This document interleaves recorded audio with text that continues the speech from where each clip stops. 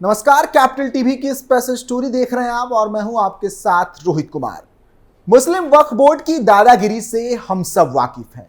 कैसे हिंदुओं की जमीन हड़पी जाए, कैसे वहां मस्जिद बनाई जाए, ये कोई इनसे सीखे। लेकिन अब ये दादागिरी अधिक दिनों तक चलने वाली नहीं है। मोदी सरकार ने इस पर लगाम लगाने की पूरी तैयारी कर ली है। कुछ समय पहले खबर आई थी कि वक्फ बोर्ड ने पूरे गांव को ही अपनी संपत्ति होने का दावा किया था और अब ऐसे ही दावों को नियंत्रित करने के लिए केंद्र सरकार वक्फ की शक्तियों पर अंकुश लगाने की तैयारी कर रही है। मोदी सरकार संसद के जारी मॉनसून सत्र में सोमवार यानी कि 5 अगस्त 2024 को वक्फ एक्ट में संशोधन बिल पेश कर सकती है। तो चलिए इसी बिल को लेकर आज विस्तार से चर्चा करते हैं और जानने की कोशिश करते हैं कि केंद्र सरकार वक्फ बोर्ड को घुटने पर लाने की क्या तैयारी कर रही है। शुरू करते हैं।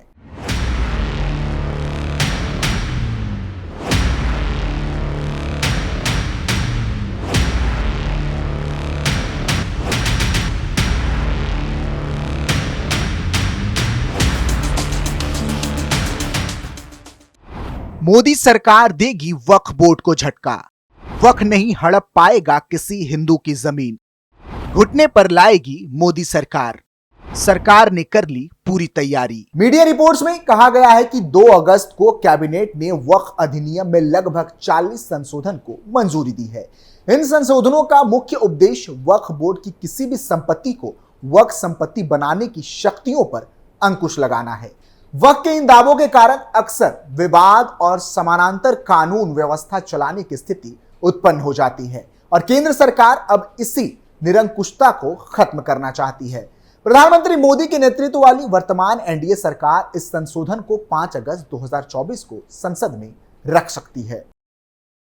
बता दें कि 5 अगस्त का दिन विशेष महत्व रखता है। मोदी सरकार ने 5 अगस्त 2019 को जम्मू कश्मीर से अनुच्छेद 370 हटाने का बिल संसद में पेश किया था। इसके बाद पीएम मोदी द्वारा 5 अगस्त 2020 को अयोध्या में राम मंदिर निर्माण के लिए भूमि पूजन किया था। प्रास्ताविक संशोधन के अनुसार वक्फ बोर्डों द्वारा संपत्तियों पर किए गए या किए जाने वाले दावों का सत्यापन अनिवार्य किया जाएगा। वक्फ बोर्ड की विवादित संपत्तियों के लिए भी सत्यापन करना अनिवार्य होगा। इससे विभिन्न राज्यों के वक्फ बोर्डों द्वारा जमीनों एवं अन्य संपत्तियों को किए जाने वाले दावों पर अंकुश लगेगी। इससे विवादों को रोकने में भी मदद मिलेगी। वक्फ शब्द का मतलब क्या है? वक्फ अरबी शब्द के वकूफा शब्द से बना है, जिसका अर्थ होता है ठहरना।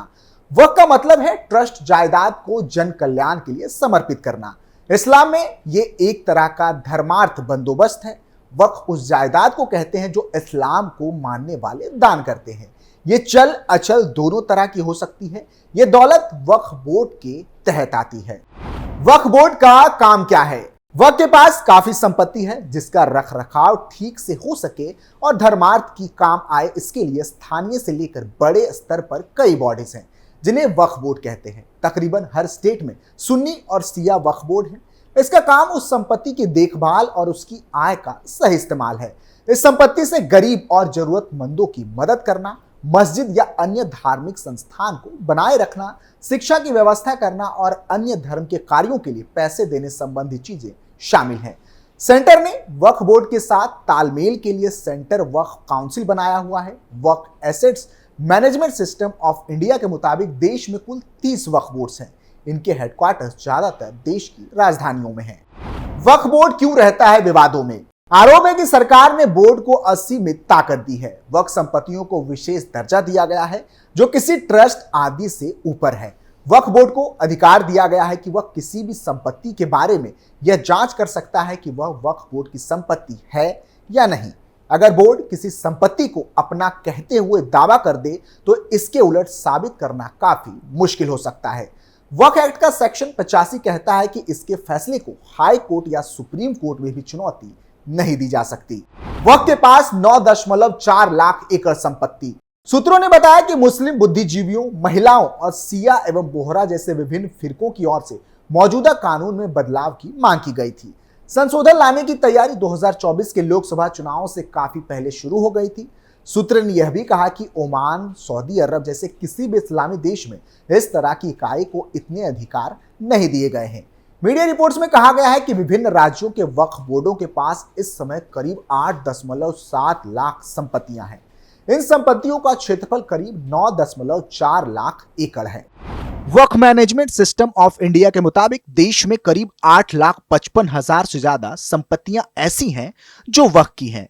सेना और रेलवे के बाद देश में संपत्ति के मामले में वक्फ तीसरा सबसे बड़ा भूमि मालिक है।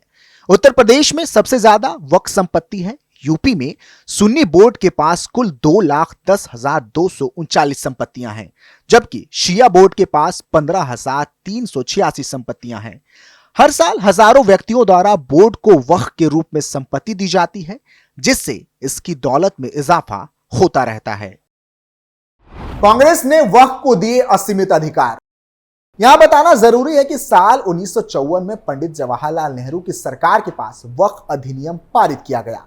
इसके बाद इसका केंद्रीयकरण हुआ। वक्फ एक्ट 1954 वक्फ की संपत्तियों के रखरखाव का काम करता था। इसके बाद से इसमें कई बार संशोधन हुआ। साल 2013 में कांग्रेस के नेतृत्व वाली यूपीए सरकार ने बेसिक वक्फ एक्ट में संशोधन करके वक्फ बोर्डों को और अधिकार दिए। दरअसल वक्फ अरबी भाषा का शब्द है और इसका अर्थ संपत्ति को जन कल्याण के लिए समर्पित करना है। इस्लाम में वक्फ उस संपत्ति को कहते हैं जो इस्लाम को मानने वाले लोगों द्वारा जकात के रूप में दान की जाती है। ये धन संपत्तियां सिर्फ मुसलमानों के हित या इस्लाम के प्रचार प्रसार के लिए काम में लाया जाता है। ये दौलत वक्फ बोर्ड के तहत आती है। हिंदुओं के पूरे गांव को बताया वक्फ संपत्ति। बता दें कि सितंबर 2022 में तमिलनाडु से एक चौंकाने वाला मामला सामने आया था, जहां वक्फ बोर्ड ने हिंदुओं के पूरे गांव और 1100 साल पुराने मंदिर पर दावा ठोक दिया। तमिलनाडु में वक्फ बोर्ड ने त्रिची के नजदीक स्थित तिरुचेथुरई गांव को वक्फ संपत्ति घोषित कर दिया था। जब राजगोपाल नाम के व्यक्ति ने अपनी जमीन बेचने का प्रयास किया तो यह मामला सामने आया था। राजगोपाल जब अपनी जमीन बेचने के लिए रजिस्ट्रार ऑफिस पहुंचे तो उन्हें पता चला कि जिस जमीन को बेचने के बारे में वह सोच रहे हैं वह उनकी है ही नहीं, बल्कि जमीन वक्फ की हो चुकी है और अब उसका मालिक वक्फ बोर्ड है। इतना ही नहीं, सारे गांव वालों की जमीन ही वक्फ संपत्ति घोषित कर दी गई थी। इसके बाद यह मामला राष्ट्रीय सुर्खियों में आया था।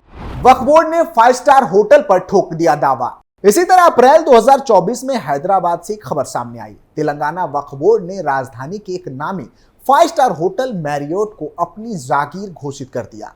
हालांकि हाईकोर्ट ने उसके इस मंसूबे को धाराशाही कर दिया। दरअसल साल 1964 में अब्दुल गफूर नाम के एक व्यक्ति ने तब वायसराय नाम से चर्चित इस होटल पर अपना हक जताते हुए मुकदमा कर दिया था।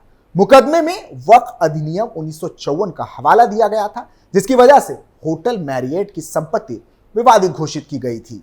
लगभग 50 साल तक वक्फ बोर्ड ने यह मामला कानूनी पेचीदगियों से उलझाए रखा। साल 2014 में एक बार फिर से तेलंगाना सरकार वक्फ बोर्ड होटल मैरियट के खिलाफ सक्रिय हुआ।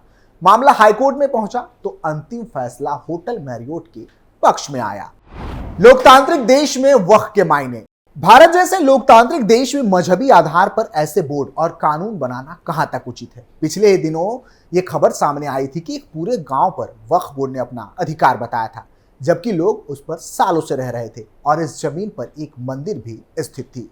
ये भेदभाव नहीं तो क्या है? किसी भी अन्य धर्म की संपत्ति से जुड़े मामलों पर सिविल कोर्ट सुनवाई कर लेता है, जबकि अगर किसी वक्फ की संपत्ति का विवाद हो तो वो केवल ट्रिब्यूनल कोर्ट में सुनी जाती है।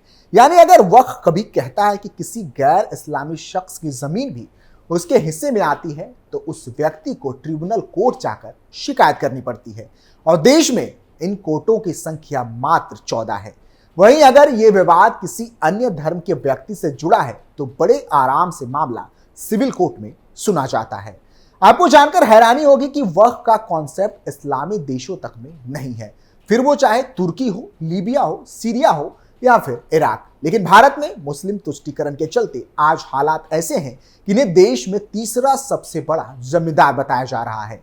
इनके पास अमूल्य संपत्ति है और इसकी वजह कहीं ना कहीं पहले की कांग्रेस सरकार रही है, जिन्होंने इसे असीमित ताकत देने की कोशिश की। हालांकि मौजूदा बीजेपी सरकार ने इस पर नकेल कसने की तैयारी शुरू कर दी है। फिलहाल के लिए इतना ही। आप देखते रहिए कैपिटल टीवी। नमस्कार।